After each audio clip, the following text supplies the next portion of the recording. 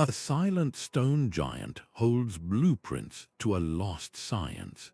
The Great Pyramid of Giza is far more than a tomb. It is a masterpiece of hidden physics, a machine whose true purpose has been buried for millennia. By the end of this journey, you will see these ancient structures not as monuments to death, but as sophisticated devices that manipulated energy and consciousness. We will uncover how their perfect geometry channels sound waves, focuses electromagnetic forces, and even connects to the stars. How could a civilization with simple tools achieve such impossible precision? This investigation will reveal a forgotten world of innovation. What does it say about our own understanding of history that we missed the most important part of the story? Millions of stone blocks, each weighing several tons, were assembled with a precision that defies simple explanation.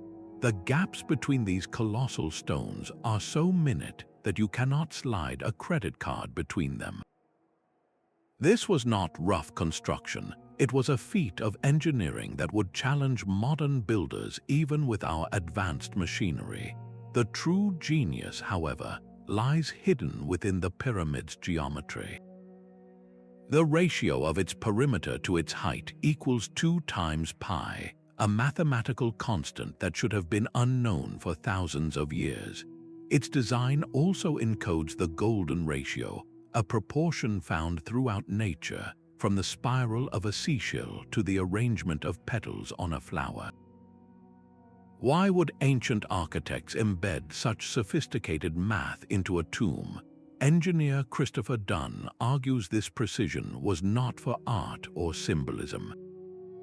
It was a necessity. The pyramid's function demanded it. Its 4 sides are aligned to the cardinal directions with an accuracy of within 1/15 of a single degree, a level of astronomical knowledge that seems impossible for its time. Even more astonishing, the base perimeter, when divided by its height, gives you a number that relates directly to the Earth's circumference and radius. The structure itself is not a perfect square. Each side is slightly concave, indented precisely at the center. This subtle feature, invisible from a distance, could have acted like a giant lens, focusing energies or perhaps stabilizing the entire form against earthquakes. When you look at this level of intention, the question becomes unavoidable. Was this meticulous, almost obsessive precision merely for the glory of a pharaoh? Or was every angle, every measurement, and every ton of stone essential for a technological purpose we have only just started to unravel? Walk into the king's chamber and a profound silence presses in, a quiet so deep it feels like a physical presence. But this silence is an illusion. The chamber is alive with vibrations you cannot hear, a hidden symphony of resonance. The entire room is a masterpiece of sonic engineering, its dimensions precisely calculated to amplify specific sound frequencies. The massive granite sarcophagus, long thought empty, may have been a resonant chamber itself, designed to vibrate in harmony with the space around it. Acoustic scientists have measured these effects, finding that the hard granite and limestone surfaces resonate at frequencies known to influence human brainwave patterns, potentially inducing states of deep meditation or heightened awareness. Ancient texts from various cultures speak of chanting that could move stones, a concept that moves from myth to plausible science when you consider these acoustic properties. Modern experiments show that specific sound frequencies can cause water and sand to arrange themselves into intricate geometric patterns, just like the shapes found in sacred art.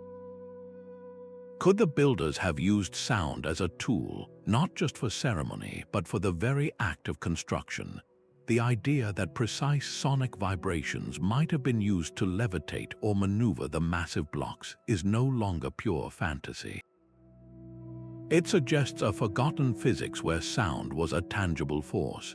If these silent stones could sing, they would tell us of a technology that harnessed vibration to shape the physical world, guiding us to the next hidden force these structures command. The same stones that resonate with sound also hum with an unseen electrical force. Think of the pyramid not as a silent tomb but as a giant lens, focusing invisible energies from the earth and the sky. The very materials chosen for its construction hold the key. Deep within the king's chamber, the walls are built from granite, a stone packed with microscopic quartz crystals. Quartz is piezoelectric. In simple terms, that means when you squeeze it or apply pressure, it generates a tiny electrical charge, with the immense weight of the pyramid compressing these crystals from above, and the constant subtle vibrations of the earth from below. The entire structure could have been in a perpetual state of low-level electrical generation. Modern satellite scans have revealed something astonishing: anomalous energy fields, concentrated pockets of electromagnetic activity, hovering directly above these ancient sites. This is not random static. It is a measurable phenomenon that suggests the pyramid's shape acts as a natural conduit, drawing in ambient energy from the atmosphere. Physicists studying the geometry propose that the pyramid is exceptionally efficient at collecting and channeling microwave and radio waves, the same kind of energy we use for communication. The sharp apex or tip of the pyramid would have served as a focal point, concentrating this energy much like a modern antenna on your roof. But where did all this power go? The mystery deepens underground. The subterranean chambers and intricate passageways may have acted as a grounding system, a way to stabilize this captured force or perhaps even store it. Could the Great Pyramid have been an ancient power plant, a machine that harvested the planet's own magnetic field and the energy of the cosmos? If so, it forces us to reconsider everything, not just about the pyramids, but about the very capabilities of the civilization that built them. This silent electrical hum connects the pyramid directly to the heart of the planet itself. These structures are not solitary monuments, but nodes in a vast, invisible network, meticulously aligned with the Earth's own magnetic pulse. Their perfect north-south orientation is more than a symbolic gesture to the stars. It is a precise alignment to the planet's geomagnetic field, suggesting the builders understood the Earth as a living, energetic being. Geologists have mapped powerful magnetic anomalies at the sites of many major pyramids, places where the planet's natural magnetic force is unusually strong. The Pyramid of the Sun at Teotihuacan in Mexico offers a stunning example. It was constructed directly above a complex system of caves and tunnels, and modern instruments have confirmed that these subterranean spaces emit significant magnetic variations. The pyramid itself acts as a giant amplifier, focusing this terrestrial energy upward. This points to a forgotten science of telluric currents, the subtle electrical rivers that flow through the Earth's crust. Just as ancient sailors might have used lodestones for navigation, could these massive stone complexes have been designed to tap into this planetary power grid for something far greater? The idea that they served as stabilizers for the Earth's own energy field is a profound one. Were they designed to balance the planet, to channel these immense forces to prevent seismic shifts or climatic extremes? Or perhaps they were interfaces, colossal antennas that used the Earth's magnetic field as a foundation to reach out and communicate with the cosmos. This geomagnetic role hints at a planetary consciousness in their design, a vision that saw these structures as integral parts of a living world. If they were plugged into the Earth, then where did that connection ultimately lead? The answer seems to point not down but up toward the stars. Those shafts piercing the pyramid's core were far more than simple air vents. They were celestial sightlines engineered with impossible accuracy to target specific stars at precise moments in time. The southern shaft from the King's Chamber aimed directly at Orion's belt, a constellation deeply woven into Egyptian mythology as the soul of the god Osiris. Meanwhile, the northern shaft locked onto Theban, the pole star of that ancient epoch, a fixed point in the rotating night sky. This was not symbolic guesswork. It was the functional blueprint of an astronomical observatory carved in stone. Archaeoastronomers, scientists who study ancient sky knowledge, reveal that these structures served as colossal calendars.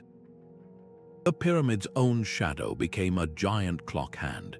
At the vernal equinox, the shadow it cast would fall in a specific pattern, a clear signal that the seasons were turning and the time for planting or harvest had arrived. The play of light and shadow across its facets marked the solstices with a reliability that modern instruments struggle to challenge. But the celestial encoding goes even deeper into the very fabric of the universe. The pyramid's latitude, its position on the globe, is 29.9792458 degrees north. This number is not random. If you take the speed of light, 299,792,458 meters per second, and write it out, the numerical sequence is identical. The pyramid sits at a latitude that is a numerical match for the speed of light. This cannot be a coincidence. It suggests the builders possessed a profound understanding of cosmic constants, embedding fundamental truths of physics into the structure's placement.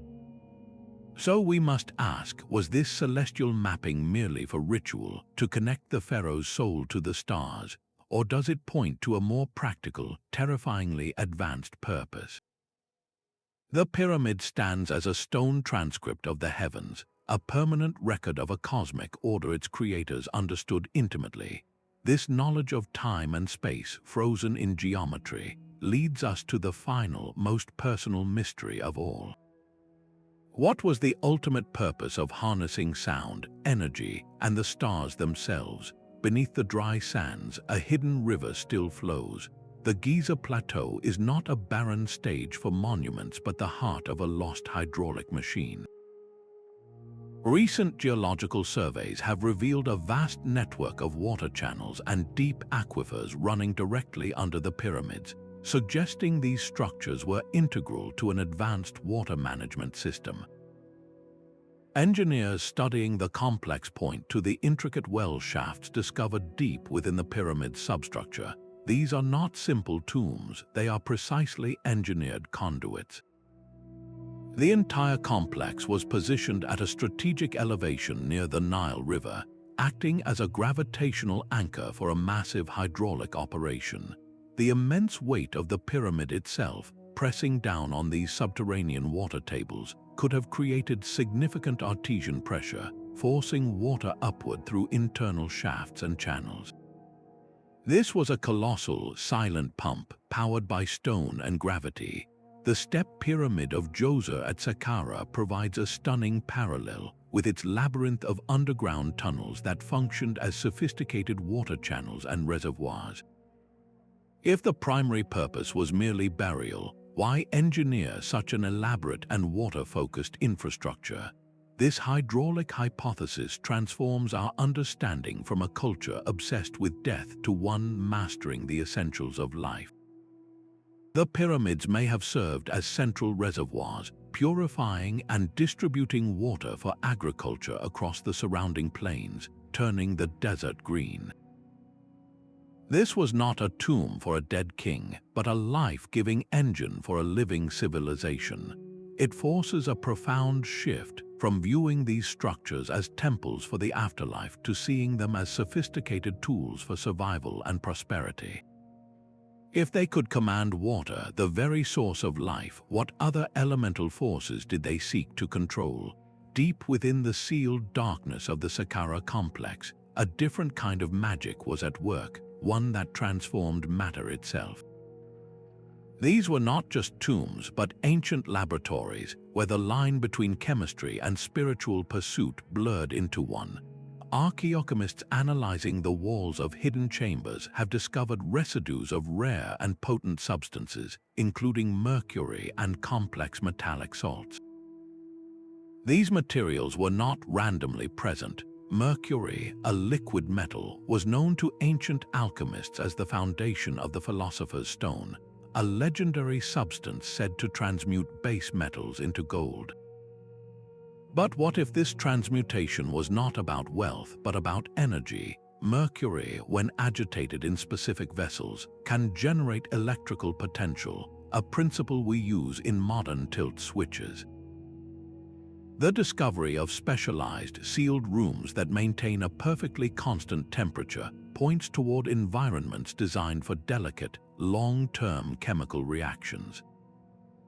This stable heat was essential for processes like distillation or the slow crystallization of compounds. Even the ubiquitous natron salt, famous for its role in preserving the dead, takes on a new life in this context. Its use in mummification could have been a practical application, a byproduct of much larger experiments in material science conducted within these stone walls. Were the priests and builders not merely preparing bodies for an afterlife, but actively experimenting with the very building blocks of reality, seeking to unlock the secrets of transformation? This alchemical quest, merging physical process with spiritual goal, suggests an ultimate objective that was profoundly biological. If they could manipulate matter and energy on a fundamental level, what effects might they have been seeking to produce within the human body itself? Perhaps the most personal mystery of the pyramid is what it does to life itself. Inside these stone chambers, time seems to operate by different rules. Organic materials placed within them, from food to plant matter, have been observed to dehydrate and mummify rather than rot, as if decay itself is being held at bay. This is not ancient legend, but a modern experimental finding. In the 1970s, researchers like Joe Parr and Bill Scholl conducted extensive tests with scale models, documenting that seeds stored inside pyramid shapes would germinate faster and plants would grow more vigorously. Animals, from mice to insects, exhibited altered behavioral patterns when their habitats were placed within these miniature energy fields. The most famous and peculiar example is the alleged sharpening of razor blades. For decades, people reported that placing a dull blade inside a cardboard pyramid model would somehow realign its molecular edge, restoring its sharpness for multiple uses. While often dismissed as folklore, the persistence of the effect points toward a genuine, if poorly understood, physical phenomenon. So what unseen force could be at work? The key may lie in the pyramid's unique geometry, focusing something beyond conventional electromagnetic energy. Some physicists propose it acts as a lens for scalar waves or torsion fields, theoretical forms of energy that twist through the fabric of space-time and interact directly with the spin of atoms and molecules. This focused energy could potentially reorganize matter on a fundamental level, slowing entropy in organic tissue or realigning the crystalline structure of a metal blade. If the shape itself can influence the growth rate of a plant or the preservation of an apple, what effect might the full-scale structure have had on a human being? Could the pyramids have been designed as regenerative chambers, not for the dead but for the living? Imagine a space where a pharaoh or high priest could enter to rejuvenate their body, slow their aging, or amplify their own vital energy. This shifts the purpose from a tomb to a therapeutic sanctuary, a machine built with a profound understanding of life forces. This biological function represents the ultimate fusion of their knowledge, harnessing earth energies, celestial alignments, and vibrational physics not to power a city, but to potentially elevate the human organism itself. It forces a final, staggering question. If they sought to preserve the body and enhance vitality, were they ultimately preparing for a journey not of the corpse but of the conscious mind?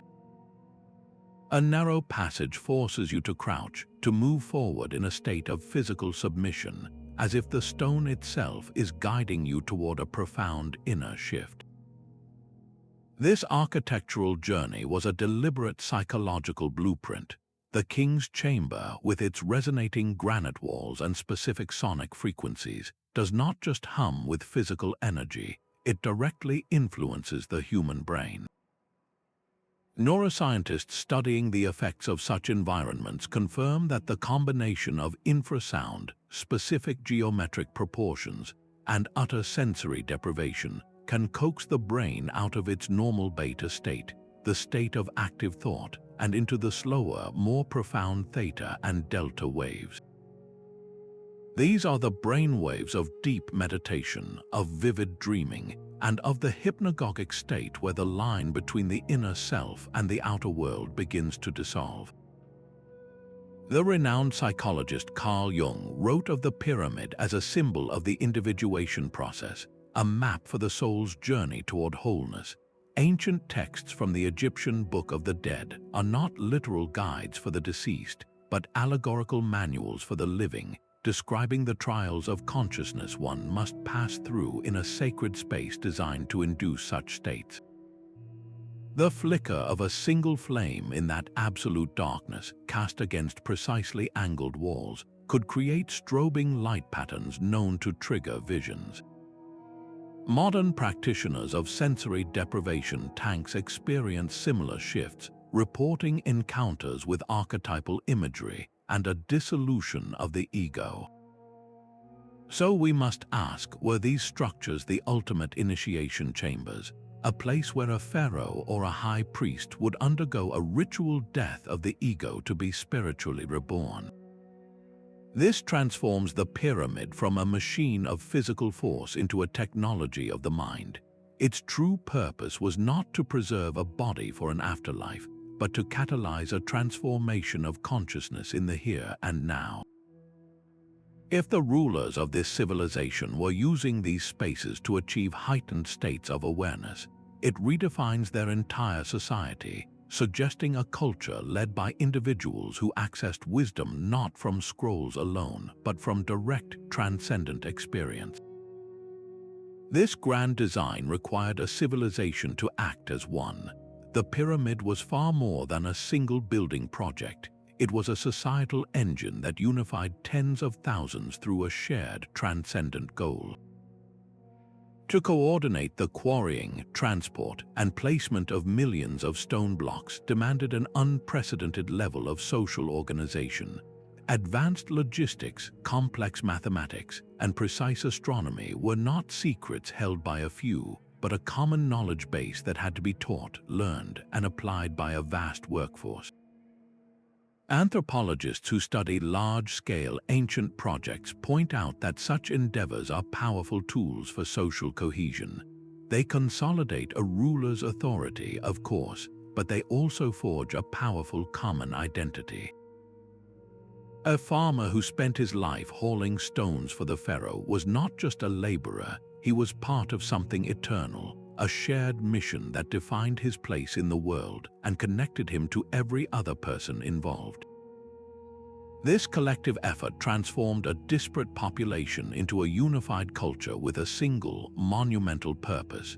Beyond its physical presence, the pyramid itself became a permanent library of encoded knowledge. Every precise angle, every celestial alignment, and every mathematical ratio embedded in its form was a way to preserve advanced concepts, ensuring they would survive wars, famines, and the slow erosion of time. This knowledge was not kept solely in fragile scrolls, but etched into the very landscape, a three-dimensional textbook for future generations. We see echoes of this in the oral traditions that were passed down, the songs and stories that contained the secrets of stoneworking and the movements of the stars. The pyramid was the anchor for this entire system of knowledge, a catalyst that accelerated the growth of civilization by demanding innovation and rewarding collaboration. It stands as a testament to a fundamental human drive, the need to create something that outlasts our own fleeting lives, to build a legacy that speaks across millennia. This profound social function makes the identity of the builders all the more compelling. Who were these people, and what ultimate vision drove them to such a staggering achievement? The debate over the pyramid's origins is a clash of two competing worlds. On one side stands mainstream archaeology, which holds that these structures are the remarkable but purely human achievement of Bronze Age societies using copper chisels, stone hammers, and immense manpower. The official story is one of gradual progress where each pharaoh built upon the knowledge of the last, yet the evidence etched into the stone itself tells a different, more perplexing tale. The granite blocks in the pyramid's core bear tool marks that no simple copper instrument could have made. Deep, spiral grooves found in excavated granite cores indicate the use of a drill that bit into the incredibly hard stone with a pressure and speed that seems impossible for the era. It is as if the stone was sliced through with the ease of a modern power tool. This is not the work of primitive pounding, it is the signature of advanced machining. How do we reconcile this with a civilization that supposedly lacked the wheel? This contradiction has led researchers like Graham Hancock to propose a radical alternative.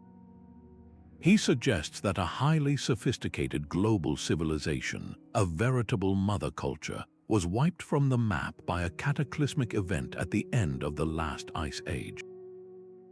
The survivors of this lost world, scattered and struggling, would have carried the fragments of their advanced knowledge with them.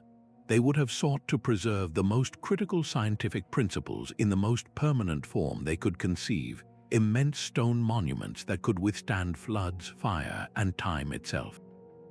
The pyramids were not the beginning of human ingenuity, but the desperate end of a much greater chapter. This idea finds a powerful echo in the stunning similarities between pyramids across the globe. The stepped pyramids of Mesoamerica, the massive structures in China, and the precise geometries at Giza all share a common architectural language, despite being separated by vast oceans and thousands of years. How could cultures with no known contact independently arrive at the same complex shape and astronomical alignments? It implies a shared source, a single, forgotten teacher. Could these sites be the scattered legacy of that one advanced civilization, a global project to reboot human knowledge after a planetary reset? The question of who they were is inseparable from the tools they wielded. If they possessed technology that we would recognize as advanced, what other secrets did they master that we have yet to rediscover? The stone itself holds the final clue, not in its placement but in its very substance. Look closely at the colossal blocks of the Great Pyramid, and you will see no tool marks from crude chisels. Instead, the surfaces are fused together, with seams so tight they suggest the stones were softened and molded into place.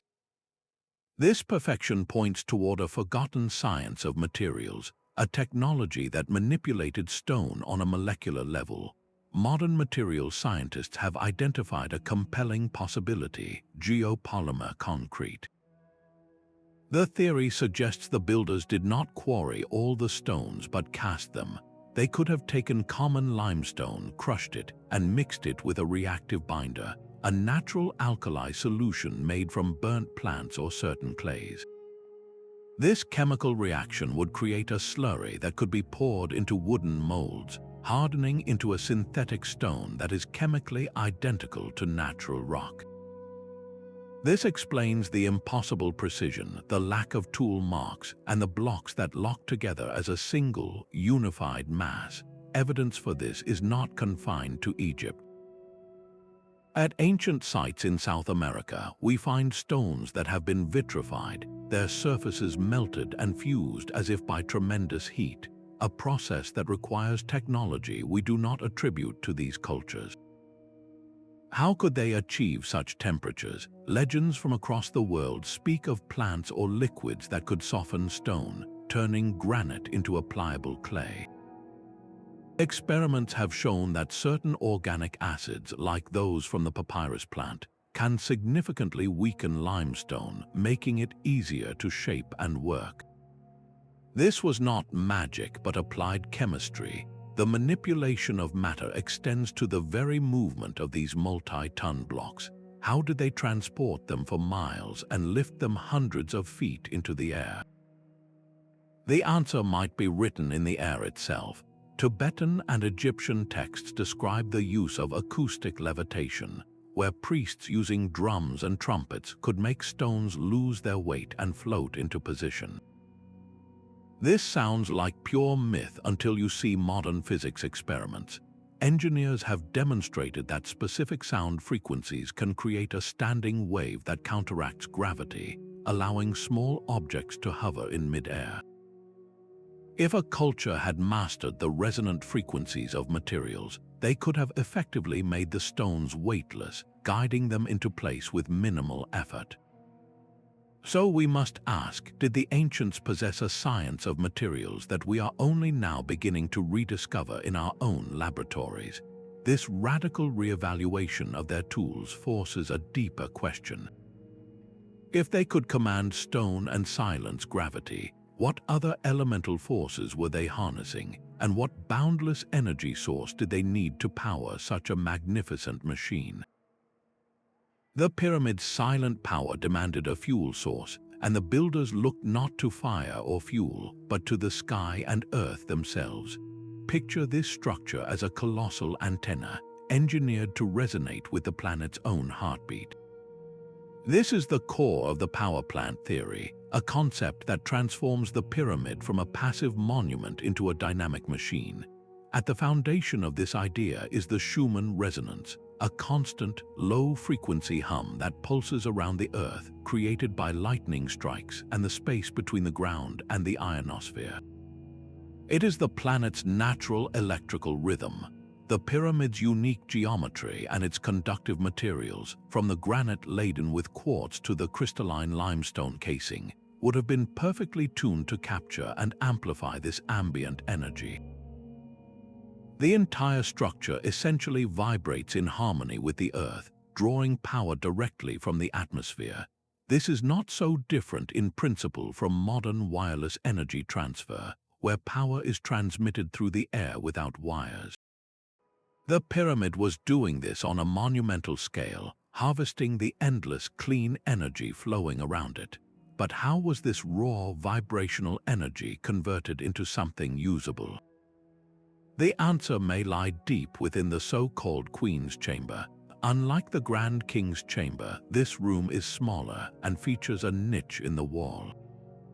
Engineers like Christopher Dunn propose this was not a burial space, but a sophisticated chemical reaction chamber.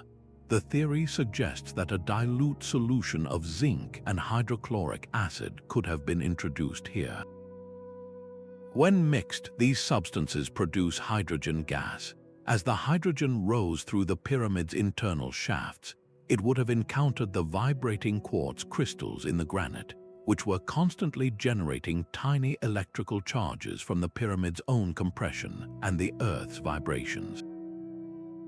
This combination of pressurized hydrogen gas and piezoelectric stimulation could have created a powerful plasma discharge, effectively turning the Grand Gallery into a resonant waveguide that amplified this energy, channeling it upward and outward. The conductive properties of the materials were essential. The pyramid's original casing was made of highly polished Chura limestone, a stone that is an excellent electrical insulator. This created a non-conductive shell, forcing the accumulated energy to focus and discharge from the apex, the pyramid's golden tip. It was a machine that used chemistry, vibration, and geometry in concert to generate a flow of power. Was this the ancient world's ultimate renewable energy station, a clean power source that left no pollution and ran on the planet's own natural forces? The very possibility forces us to reconsider the trajectory of human innovation. It suggests a past where civilization was built not on combustion and consumption, but on harmony with the Earth's energy grid. To achieve such a feat, the builders must have possessed a profound understanding of the mathematical codes that govern the universe itself. These mathematical codes are written into the very scale of the planet.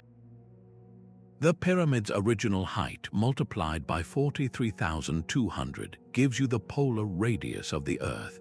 Its perimeter multiplied by the same number yields the equatorial circumference. This is not a random figure. 43,200 is a significant number in the ancient reckoning of time, representing the number of seconds in half a day. The builders were not just encoding geometry, they were fusing time and space into a single, unified model of the world. How could they have known the precise dimensions of a planet they never circumnavigated? This implies a level of geodetic surveying, a mapping of the Earth itself, that seems impossible for a nascent civilization. The purpose of this planetary code might have been profoundly practical.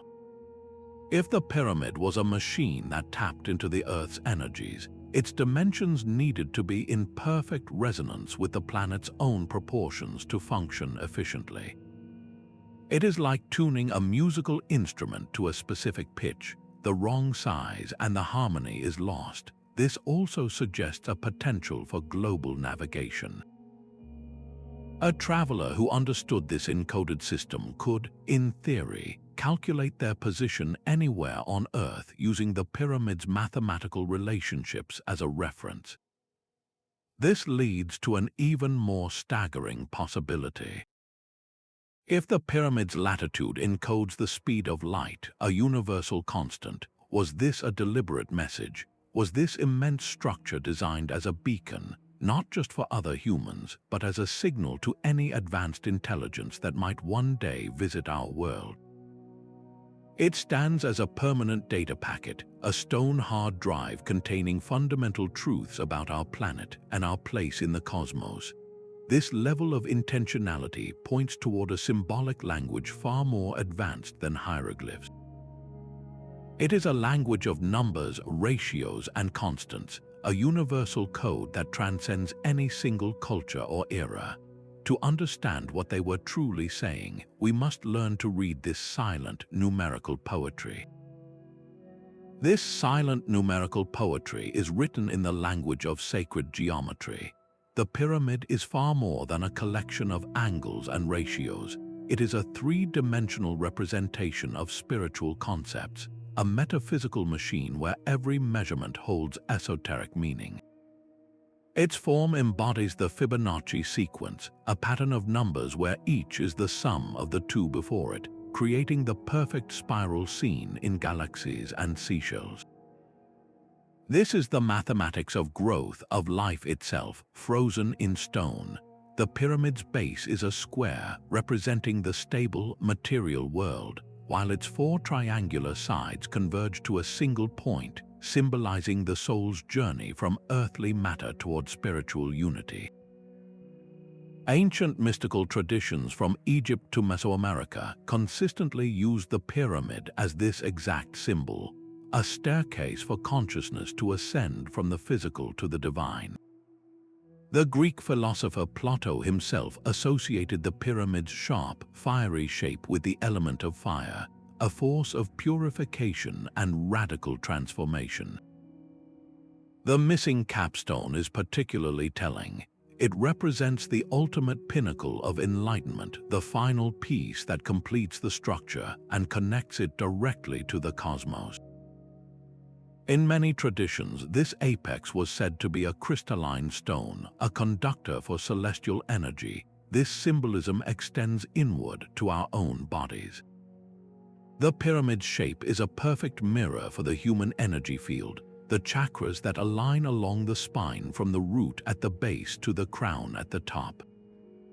Just as energy is focused and amplified within the stone structure, so too can consciousness be directed upward through these inner centers. So we must ask, was the pyramid also a manual for inner alchemy?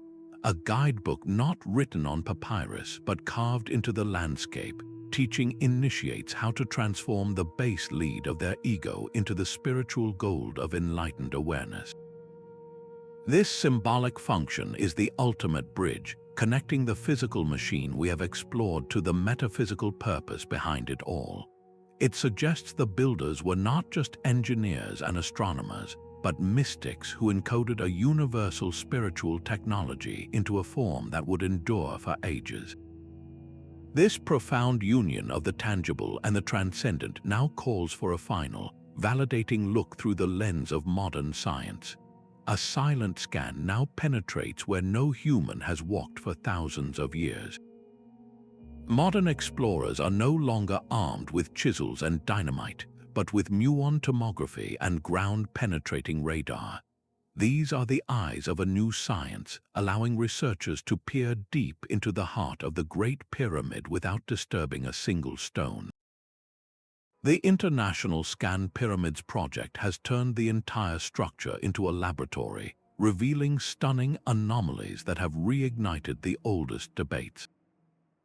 In 2016, their muon detectors, which can see through solid rock by tracking cosmic particles, found a massive hidden space. Dubbed the Big Void, this chamber soars above the Grand Gallery, a space over 100 feet long with a cross-section similar to the gallery itself. Its existence had been completely unknown, a secret held tightly within the pyramid's core for millennia. What could such a vast, inaccessible room have been used for? Was it a construction gap, a hidden reservoir, or perhaps a critical component of the pyramid's proposed energy-generating function, a resonant chamber we never knew existed? This is not the only mystery. In the Pyramid of Bent, another sophisticated scan revealed an internal structure that defies any conventional tomb theory. Scientists are now building precise scale models to test the strange effects reported for decades. In controlled lab settings, they place seeds, water, and even razor blades inside pyramid replicas, meticulously documenting changes in growth rates, crystal formation, and molecular alignment. The results are often ambiguous, yet consistently intriguing, pointing toward a tangible interaction between the shape and its immediate environment. These non-invasive methods are the key to a new era of discovery, preserving the integrity of these ancient sites while gathering petabytes of data. The very existence of the Big Void challenges us to think bigger. It forces Egyptologists and engineers to collaborate, to ask if our traditional narratives are simply too small to contain the pyramid's true purpose. Will the cold, hard data from particle physics finally decipher the warm, living wisdom encoded in the stone? Each scan brings us closer, not to a final answer, but to a deeper, more complex set of questions. This ongoing scientific puzzle, unraveled with 21st century tools, now compels us to look beyond the sands of Egypt to see how other cultures expressed this same profound architectural impulse. This same architectural impulse echoes across continents and oceans, from the deserts of Egypt to the jungles of Mexico and the plains of China. The pyramid form emerges as a universal constant in the ancient world. The Pyramid of the Sun at Teotihuacan rises with a stark, geometric power that feels eerily familiar to anyone who has stood before the Great Pyramid of Giza.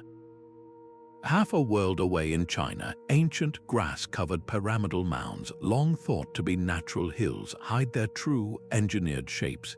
Even in Bosnia, colossal, pyramid-shaped mountains challenge our conventional timeline. The similarities are too profound to dismiss as mere coincidence. Each of these structures is meticulously aligned to the cardinal directions with an accuracy that speaks of advanced astronomical knowledge. Their builders, separated by vast distances and seemingly impenetrable barriers, all chose this same stable, powerful shape.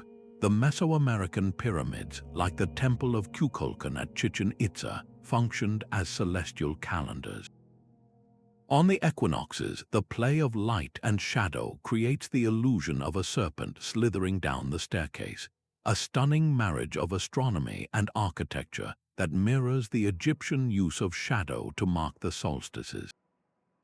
The Pyramid of the Sun in Mexico aligns not just with the Sun, but with the star cluster of the Pleiades, a constellation also deeply significant to the ancient Egyptians. This points to a shared, global fascination with the cosmos, as if each culture was independently trying to build a ladder to the stars. Yet, within this universal blueprint, fascinating differences emerge.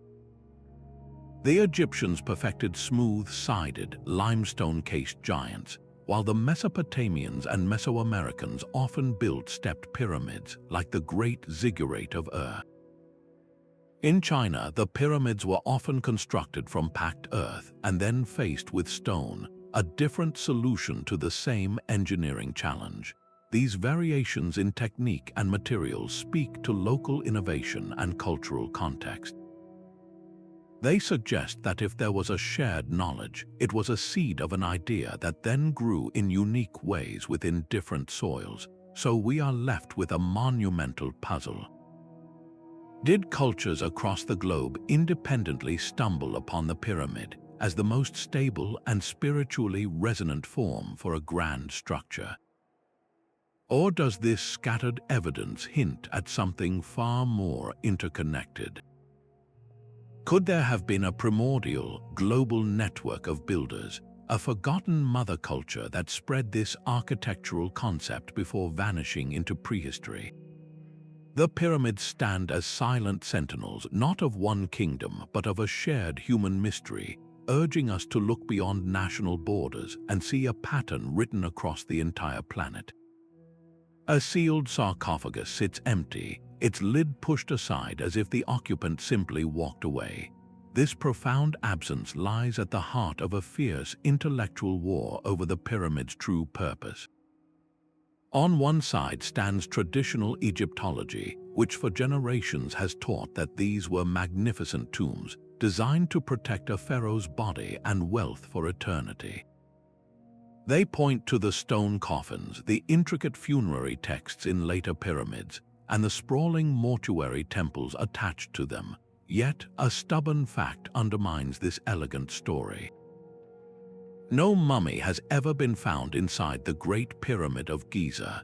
The grand sarcophagus in the king's chamber was discovered completely vacant, with no hieroglyphs adorning the walls to identify its intended royal resident.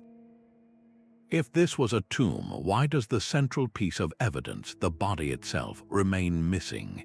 This void has fueled an alternative school of thought, one that sees the pyramid not as a house for the dead, but as a sophisticated machine for the living. Proponents of this view ask a simple, powerful question.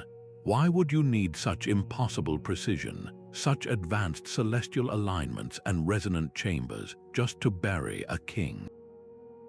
The resources poured into this single structure could have built an entire city of tombs. The evidence on the ground is equally puzzling. Deep inside the pyramid's chambers, archaeologists have found no trace of soot on the ceilings or walls.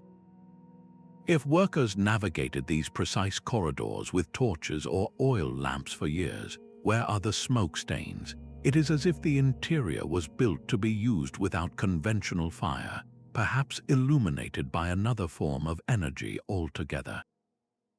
Newly translated records, like the Abu Sur papyri, describe the pyramids not as isolated tombs but as the beating hearts of vast administrative and religious complexes.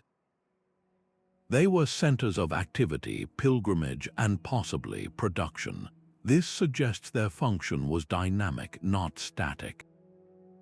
Could it be that the pyramid evolved over time, or that its purpose was intentionally layered? Perhaps it began as a functional machine, an energy generator or an initiation chamber, and its later association with burial was a cultural adaptation, a repurposing of a sacred technology whose original function was eventually forgotten. The truth may not be a single answer, but a fusion. Imagine a structure that was simultaneously a temple for achieving altered states of consciousness, a working observatory for tracking the seasons, and a geometric device for harnessing planetary energy. This multifaceted nature does not weaken its genius, it amplifies it. The pyramid stands as a challenge to our modern need for simple, categorized answers, inviting us to consider a civilization whose technology seamlessly blended the spiritual with the scientific. What profound knowledge might we unlock if we dared to reconstruct not just its stones, but its functions? The empty sarcophagus becomes a silent challenge, a dare from the ancients to prove their work was more than stone and shadow. This challenge has been taken up in backyards and laboratories around the world, where modern pyramid builders are attempting to resurrect a lost science. They are not copying hieroglyphs, but constructing precise scale models to test the very properties we have explored. In the 1950s, a Czech radio engineer named Karl Diabal patented a simple cardboard pyramid, claiming it could realign the molecular structure of a razor blade, keeping it sharp for dozens of shaves. His experiments, while controversial, sparked a global wave of amateur science. People began placing everything from milk and meat to apple slices inside these small models, reporting that food dehydrated rather than rotted, preserving itself in a state of mummification. This hands-on approach brings the grand mystery of Giza down to a human, testable scale. Today, the experimentation has evolved. Enthusiasts are no longer using just cardboard. They build frameworks from conductive copper pipes, believing the metal enhances the pyramid's ability to channel electromagnetic energies. They cap their models with quartz crystals, aiming to replicate the piezoelectric effect of the granite chambers. In gardens across Europe and America, you can find large, open-air pyramid frames covering vegetable patches. The gardeners meticulously document the growth rates of tomatoes and lettuce, often reporting significantly higher yields and more robust plants compared to those growing outside the structure. Yet this replication is fraught with immense challenges. We do not know the exact composition of the ancient geopolymer concrete. If it was used, we cannot perfectly recreate the subterranean water pressure or the specific resonant frequency of the original limestone casing stones. Are these modern experimenters validating a fragment of ancient knowledge, or are they witnessing a powerful placebo effect where belief itself influences the outcome? The scientific community remains rightly skeptical, demanding controlled, repeatable results. But the persistent, global anecdotes of altered physical properties cannot be entirely dismissed. They suggest that the pyramid shape itself interacts with its environment in ways we do not yet fully understand. This grassroots investigation does more than test a theory. It brings the pyramid's function screaming into the present.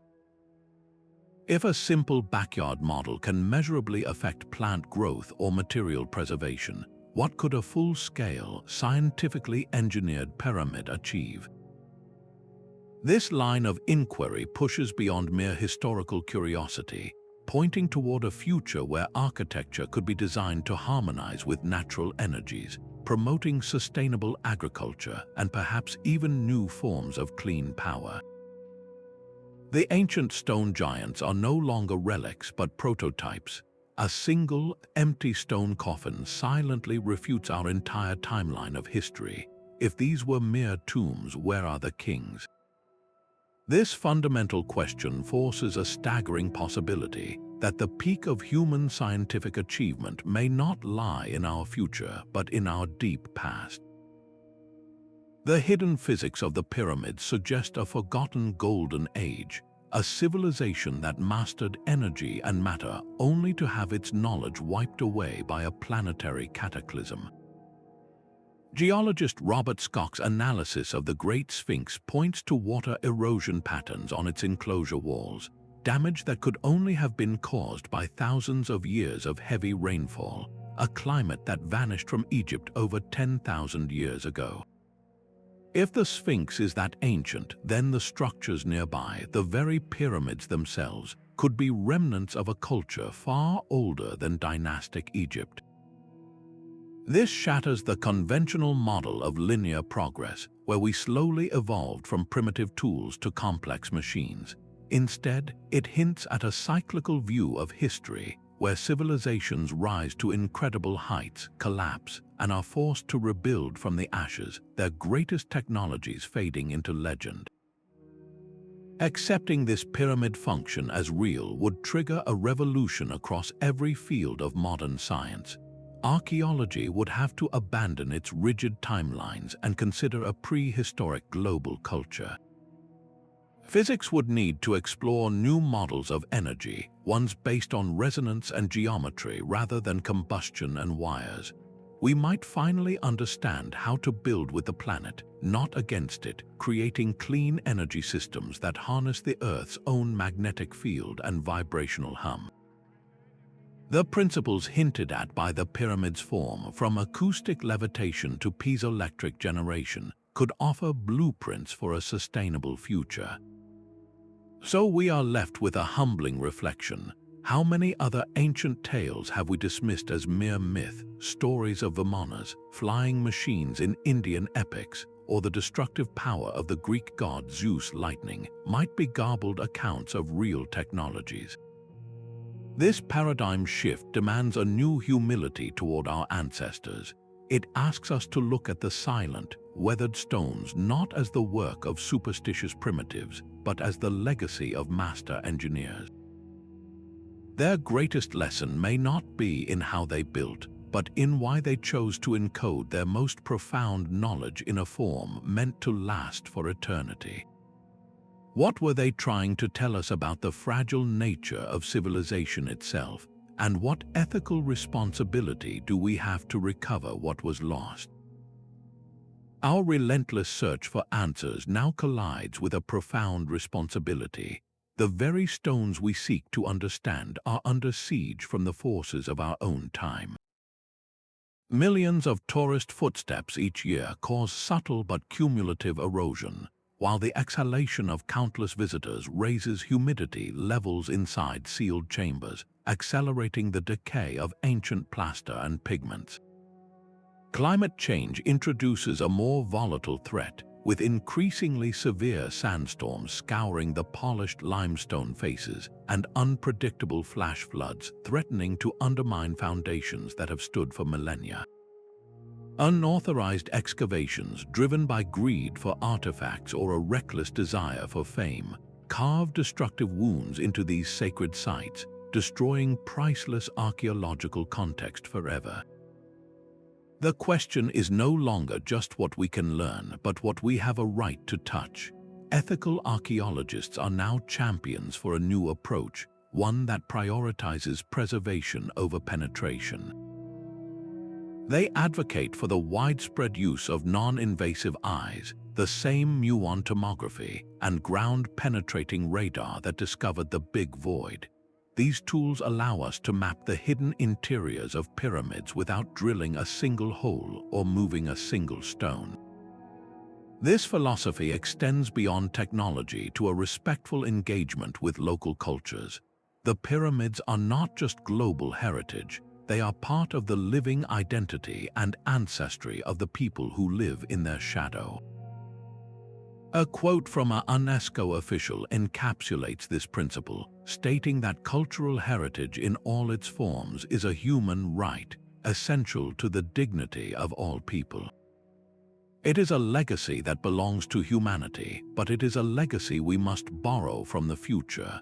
The meticulous restoration of the bent pyramid in Egypt stands as a powerful example of this balance. Engineers used reversible materials and techniques to stabilize its unique, sloping structure, preventing collapse without erasing the unique architectural choices of its builders. They strengthen the pyramid without silencing its original voice. This careful work highlights the most difficult ethical debate we now face. Should we open the newly discovered chambers like the Big Void? The potential for knowledge is immense. A single artifact or inscription could rewrite history, but the risk is just as great. Breaking the seal could unleash a destructive wave of humidity, temperature change, and microbial life, instantly degrading whatever lies inside. Is our curiosity worth the potential desecration of a space considered sacred by its creators? This is not a scientific question alone, it is a moral one. It forces us to look beyond the immediate thrill of discovery and consider our role as temporary guardians. How we choose to proceed will be the true testament of our own civilization, a measure of whether we value wisdom over mere information. This ethical lens transforms the quest from a hunt for secrets into a dialogue with the past, one that demands we listen as much as we probe, ensuring these silent teachers endure to challenge the generations yet to come.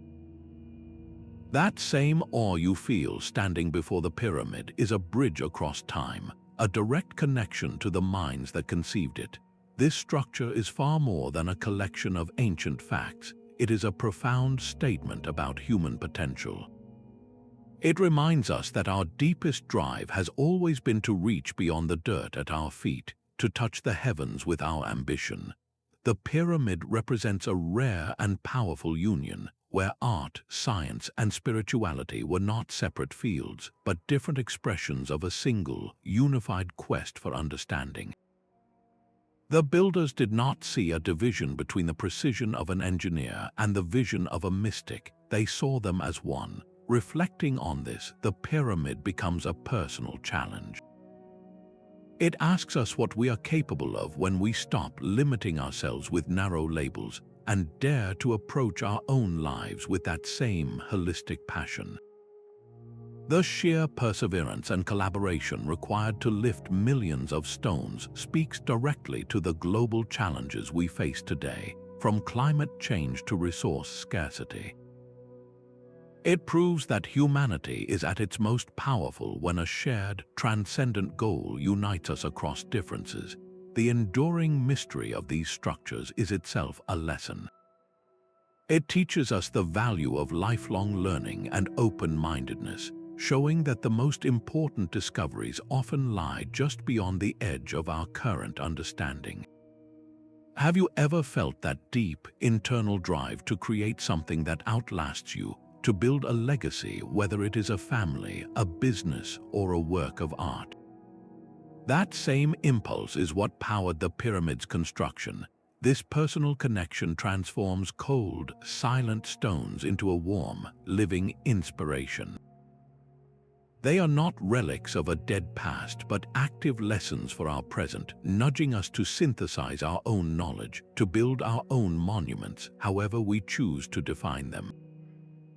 This integrated system theory reveals the pyramid's ultimate secret. Its functions were not separate, but interconnected parts of a single, magnificent machine.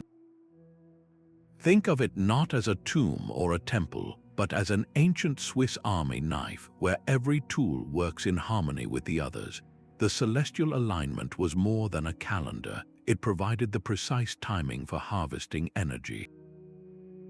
When specific stars crossed the apex, they may have triggered peaks in the Earth's geomagnetic field, moments when the pyramid's power generation was at its maximum. Inside, the resonant acoustic properties of the chambers did more than induce meditative states.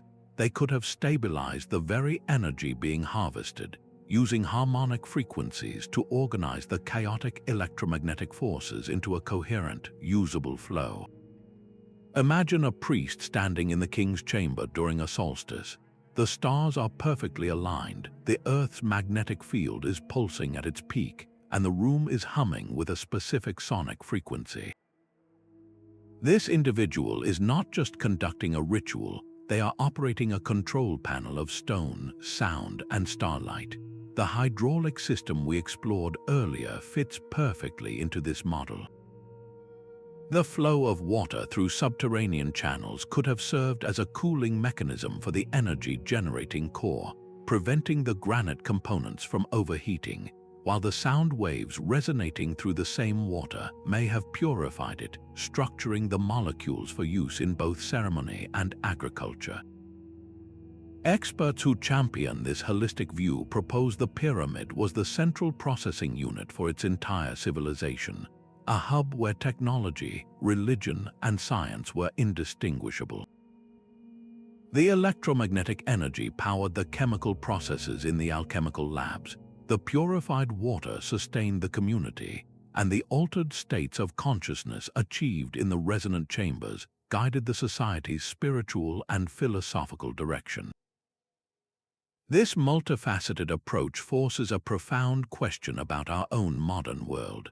We compartmentalize knowledge into physics, biology, and theology, building walls between disciplines.